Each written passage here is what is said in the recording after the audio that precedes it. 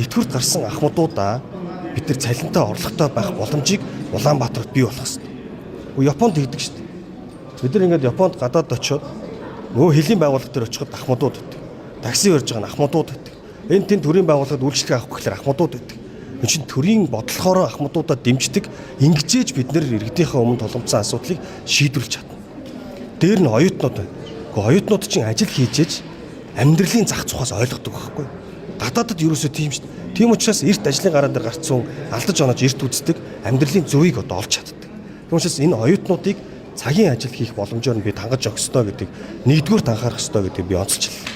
За хоёрдугаарт Улаанбаатар хот зардлаа бууруулах чиглэлээр ажиллана. Цаг үе өөр болсон.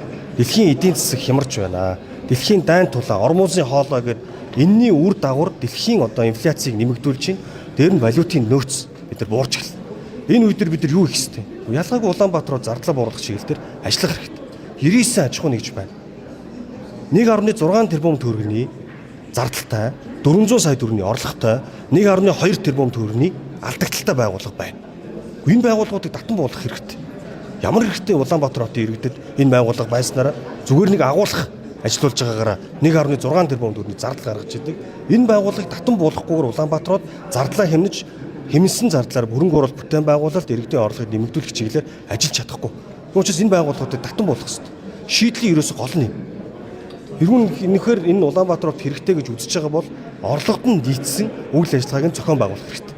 Тэгэхгүйгээр Улаанбаатар хот цаашаа явахгүй.